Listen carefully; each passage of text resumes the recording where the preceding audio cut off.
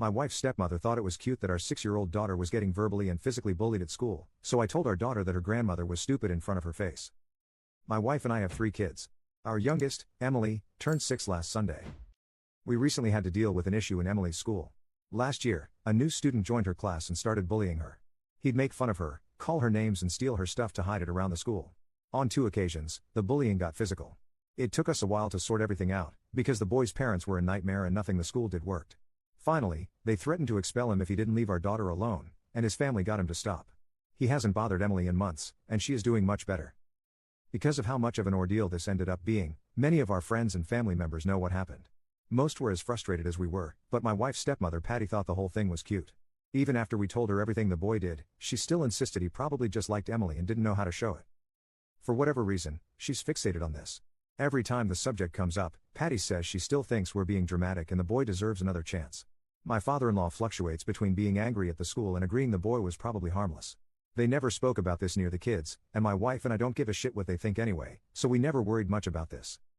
We're throwing Emily a birthday party this Saturday. Because my Phil will be busy, we all had dinner together at a place Emily likes the day before her birthday. Near the end of the dinner, she started talking about her party, how excited she was and which of her friends were coming. My Phil asked Emily if the bully was invited. And before anyone replied, he obviously isn't, Patty added that it would be mean if she didn't invite him, because he liked her and would be very sad. Emily looked at me and my wife. I told her, don't worry honey, Grandpa and Patty are both very stupid. Don't listen to them. They looked shocked, but didn't try to argue. We had an awkward goodbye and went our separate ways. My Phil called us on Monday. He apologized for what he and Patty said, but told us he expected me to apologize as well. He said that I crossed a line by insulting him and his wife in front of his grandchildren. My wife and I have been on the same page throughout all this. But yesterday, she told me she was starting to wonder whether it wouldn't have been better to deal with this privately, especially since we don't like insulting people in front of the kids. Am I a jerk here? Update. I'm very grateful for the advice and support you gave me on my first post.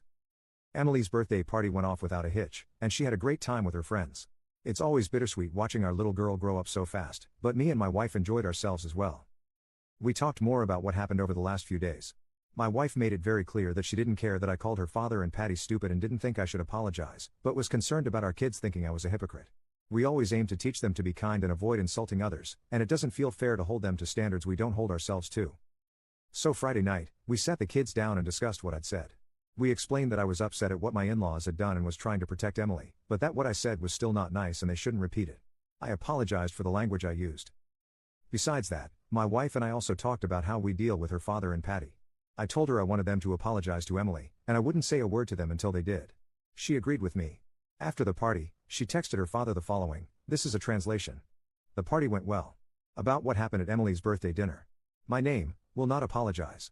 Patty has no right to tell our daughter how she should feel about the boy who made her life hell for months, and neither do you. I'll call you tomorrow and you'll apologize to your granddaughter. If your wife wants to continue being a part of the children's lives, she will too. And if she mentions that boy again, I'll have to seriously rethink the role we're letting her have here. This isn't up for discussion. She showed me the text before sending it, but I agreed with pretty much everything. They had a short fight about it, but he agreed in the end. I offered to apologize to keep the peace and my wife told me not to. Both my Phil and Patty finally apologized to Emily on Sunday. We're not confident about Patty, but my Phil seems sincere. Either way, we've decided to loosen our ties with my wife's stepmother for a while. We're still working everything out, but we'll see her less until at least my eldest son's birthday, October. I have no doubts my Phil loves my children, but he's a very strange guy. He was overprotective of his daughters their whole youths, but frequently tells us we're dramatic when it comes to our kids. I never had any strong feelings about Patty, but her treatment of Emily's situation has soured my image of her. On a side note, the bully found out about the party. His mother found my wife on Instagram and messaged her to complain that he wasn't invited. My wife reminded her of the day the school threatened to kick her son out. No reply as of today.